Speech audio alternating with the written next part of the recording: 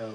So my second year, I had my mentoring program, had taken about 11 young men to New York, to Stony Brook University Mhm. for a leadership conference, and come back home on that Monday. And I'm going to try to condense this, but it's a Yeah, little bit no, of a go long for it. story, but I'll try to Yeah, condense it. yeah. So come back home on Monday, go to school, and one of the young men who was a freshman at the time, he comes Mhm. up to me, and he and I had built a really very quick, close relationship. And he's like, Struther, why you ain't tell me? And I'm like, what are you talking about? Mhm. Why you ain't tell me you was getting fired? So me, in Yeah. in my adult spirit of, Right. I'm not gonna listen to what you're saying. Go to Right. class. Right. I don't even know what you're talking about. Right. And I Yeah. truly did not know what he was talking about, Right. right? So I'm Wow. like, what? Mhm. So there's a little bit of a buzz going on this day. Mhm. And like kids are like, Struther, what? Like, man, we got you. Don't worry. Like, this is crazy. Why are they trying to fire you? And I'm like, what in the world are these kids talking about? Because Right. I really had no clue. Right.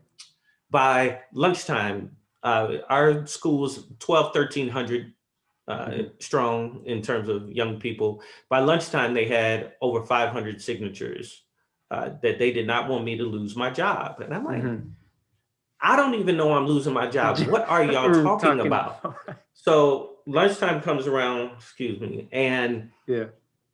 principal calls me in. It's a Mhm. black woman. Mhm. She calls me into the office and she's like, Marcus, you got to tell me what's going on. Mhm. And I was like, no, I think you got to tell me what's going on Right. because the young people think I'm being fired and I Yeah. have no clue what they're talking about. She hands me my evaluation, Mhm. which literally says that I am an excellent administrator, Mhm. right? So all my scores are on there at the bottom. When you put all the scores Right. together in this rubric, excellent. Right. But Marcus, we are going to go another way, is what she says to me. And I'm going to Mm. let you go at the end of the year. Can you sign that evaluation? Thankfully, my father popped into my head. It was like, Mhm. don't you sign that. Right. Hey, hold on. We got to figure out what's going on because I had never had any conversation about, the fact that I was doing Right. something that may lead to me losing my job. I now Right. have an excellent evaluation. Why are you letting me Mhm. go? So I go home, I'm on the phone with my dad. We're talking through it. And he's like, yeah, don't sign that. Like, Right. you need to have a conversation. Well, while all this is happening, I don't know that other stuff is happening, but I start getting phone calls Yeah. from a number of folks in the community. And they're like, yo, you got to be ready for tomorrow. Like, these kids Hmm. not playing. They don't Hmm. want to lose you. I'm like, okay, what? It's like, Struther, just get ready. Mhm. Finally, my principal, my boss, she calls and she says, everybody needs to be at the high school by 6 a.m. Marcus, do you know what's supposed to happen tomorrow? No? Mm-mm. Right. But I'll be there. Right. So I get there, and every administrator, every principal from every school, elementary, middle, and then we were Mhm. the only high school, was Wow. at our school because now at 6 a.m. we find out there's supposed to be a riot, quote unquote. Wow. I'm like, Marcus, what do you know about this? And I'm looking at them and I'm like, I have no clue. Right. Now we get dispersed. Nobody is talking to me except one guy who ended up becoming a mentor for me as an administrator. May he rest in peace. He died a couple years ago.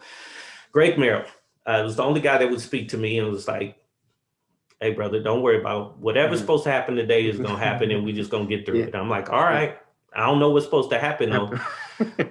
So uh, you know, go to my supervision spot. Kids Mhm. are coming in the school and they're walking past me and they're saying stuff like this. Struther, don't worry, we got you. Mm. Mhm. Struther, we love you. You good. Mhm. Struther, I don't even know why you tripping.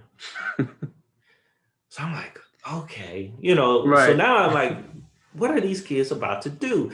So, most high schools, not all, but most high schools have where at the 1 minute bell, when it's time you need to Uh-huh. be getting to class, Right. Right. we turn on music, right? Yeah. Music turns on, you got 1 minute left. Mhm. Usually 98% of the kids will Right. go to class. You Uh-huh. got your few stragglers, but Right. most of the kids were going to class. Well, on this day, the 1 minute bell goes off. Nobody's going to class. Mm. So I'm kind of looking around. I'm like, okay, Right. what's about to happen? Uh-huh. The bell rings that says now you should be in class, otherwise you're tardy. Right. And brother, over 700 young people sit down in the hallway and refuse to go to class until they know I keep Wow. my job. They did this for 2 straight weeks. Pretty much shut the school down. Right. And of course, kids aren't coming to school. Right. School's losing money. Mm-hmm. Attendance is getting affected. Mm-hmm. And at the end of the day, the principal has no real reason why she wants to get rid of me anyway. Yeah. And the kids were like, nah, y'all keep struggling. We good. Right. They had 5. Wow. In 2 weeks, they had 5 emergency school board meetings. Now, here's the crazy thing, and I'll say this very quickly. Second day into it, Mm-hmm.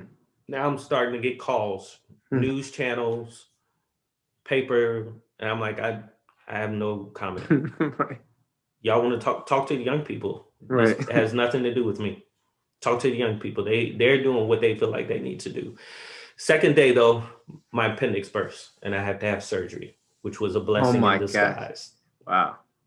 I know you may say having your appendix burst is not a blessing. Yeah. It hurt. Don't get me wrong. But I got to go home. I got to be out of the space and not be a distraction Yeah. in my mind. And I'll never forget the 5th school board meeting was the last one where they denied her request to let me go. Wow.